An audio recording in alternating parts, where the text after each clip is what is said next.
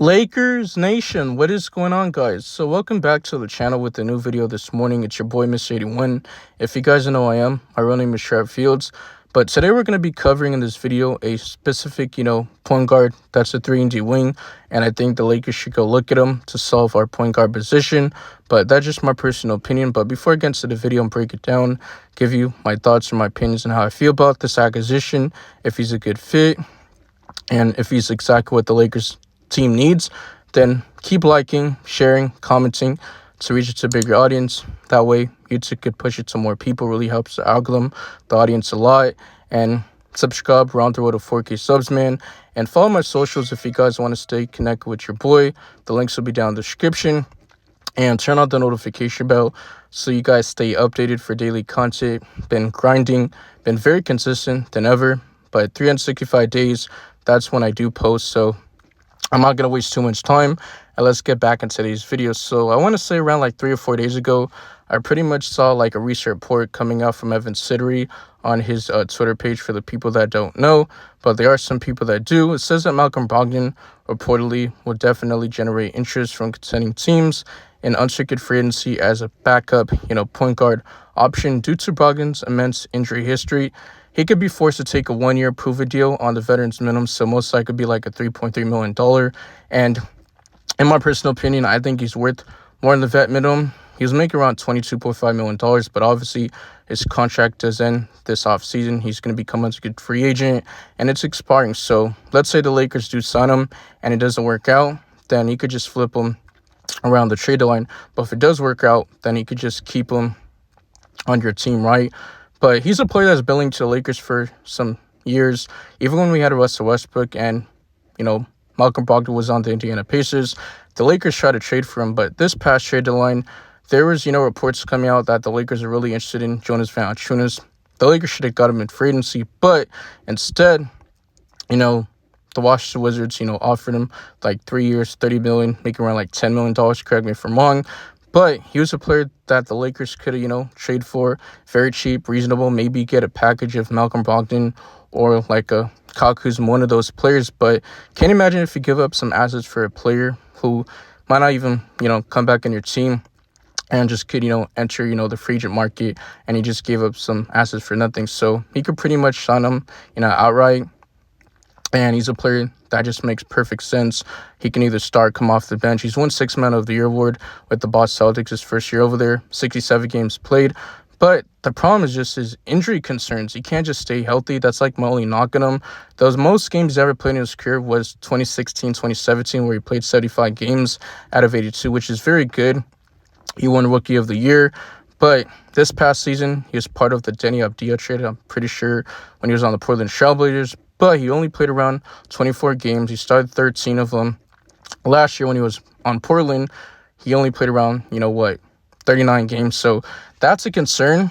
But if he could just get back to where he was playing and staying healthy, then I don't mind that, because he has the veteran, leadership, the experience. He's been to, plenty of Eastern Conference, finals, right, with the Boston Celtics. So he's that player that just makes perfect sense. So I'm going to mention up his stats. So he did play around 23.5 minutes a night for the Wizards, averaging around 12.7 points per game, 3-point rebounds, 4.1 assists, 0.2 blocks, 0.5 steals, and shot around 43.3% from field. But his worst three-point percentage was this season on 2.3 attempts per game, shooting around 28.6%. Last year, he shot around 41.2% from three on more attempts per game, 5.1. But his career is around 38.3% from the three-point line, and shot 88% from the free throw line. So last year his points were up 15.7. His points this year went down. His games played, his starts, his minutes, his field goal percentage, and his three-point percentage, his assists, steals, only thing did go up. But his free throw percentage, his rebounding, and blocks pretty much did stay, the same. So that's worth, taking a look at. And that's what his stats, right?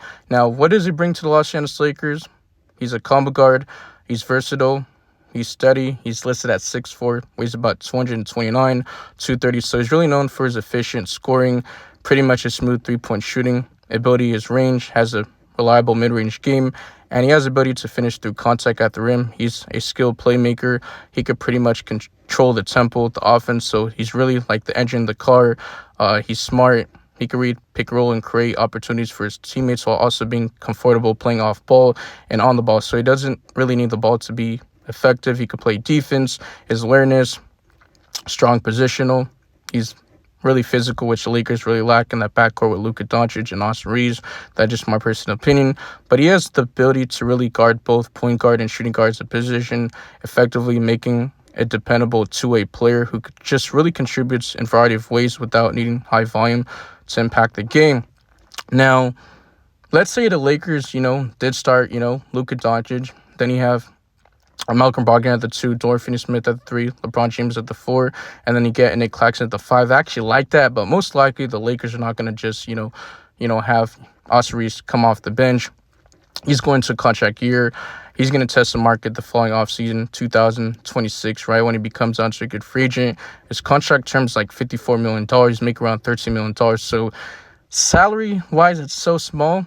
But if you paid him at least 40 plus million, then you could probably get at least 2 or 3 players. But why would you want to pay him that much money just to come off the bench? So I don't think the Lakers want to lose him for nothing. You obviously got to trade him and flip him around the trade line. That's just my personal opinion. But I could definitely see a team swooping and just give him at least 30 to, if not, $40 plus million. But maybe a package Rui Hachimura, maybe a Gabe Vincent to, go get a Nick Claxton. But also, the Lakers are going to have to solve that forward position, that spot, because as long as Rui Hachimura, he's never going to play his forward position. That's his natural position.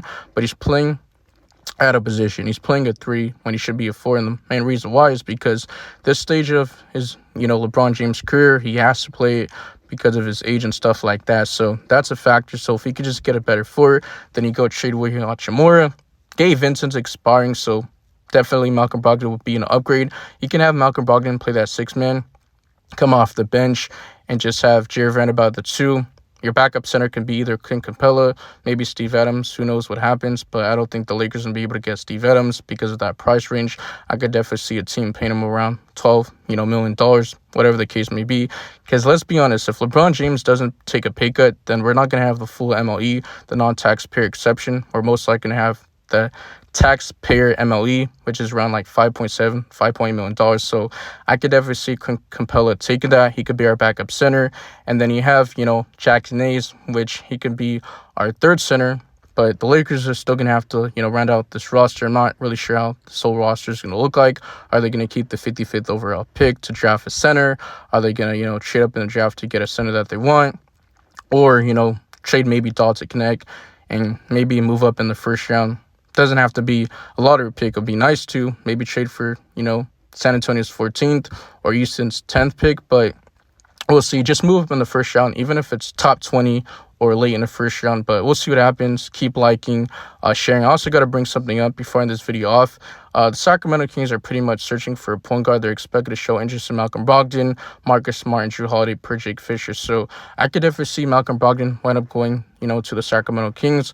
And he's 32 years of age. So that's pretty much what I got. Comment and see what videos you guys want to see me talk about, whether it's trades, updates, free agency, rumors, draft content. But anything that you have in your mind, just, let me know. He could fit in any, contending team. And I think he deserves to get off, the Washington Wizards because there's just nothing going on. They're even trying to trade, Jordan Poole. I even seen a report that the Orlando Magic are the favorites to land Jordan Poole per Bovada, but I don't believe anything that comes from Pravada. I think it's just, false, but that's just how I feel about it. And yeah, man, I'm out of here. Peace. Cheers.